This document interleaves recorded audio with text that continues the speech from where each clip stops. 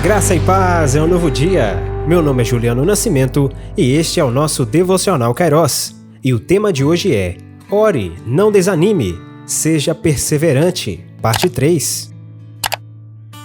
Alegrem-se na esperança, sejam pacientes na tribulação e perseverem na oração. Carta aos Romanos, capítulo 12, verso 12. Hoje finalizamos com a terceira mensagem em Romanos, capítulo 12, verso 12. Já falamos da alegria na esperança, paciência na tribulação, e hoje vamos falar sobre a perseverança na oração. O que é ser perseverante? O conceito de perseverança no idioma grego significa permanecer, estar paciente enquanto espera, manter-se, ter tolerância, estar com os pés no chão, não retroceder.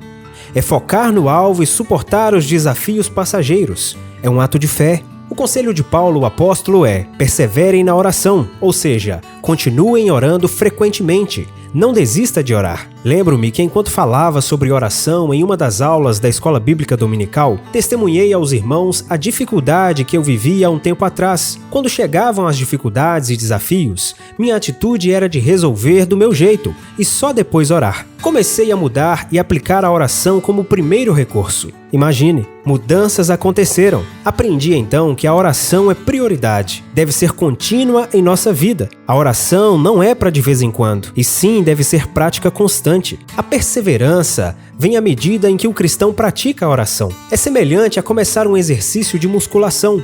No início não aguentamos muito peso e somos tentados a desistir, mas à medida em que perseveramos, continuamos, vemos os resultados, ficamos mais fortes.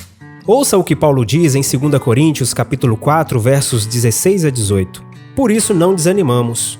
Pelo contrário, mesmo que o nosso ser exterior se desgaste, o nosso ser interior se renova a cada dia, porque a nossa leve e momentânea tribulação produz para nós um eterno peso de glória, acima de toda comparação, na medida em que não olhamos para as coisas que se veem, mas para as coisas que não se veem, porque as coisas que se veem são temporais, mas as que não se veem são eternas. Perseverar em oração envolve manter os olhos em Cristo, que em amor suportou o peso do nosso pecado, enfrentou a morte e ressuscitou ao terceiro dia, nos garantindo acesso ao Pai pela oração. Que privilégio!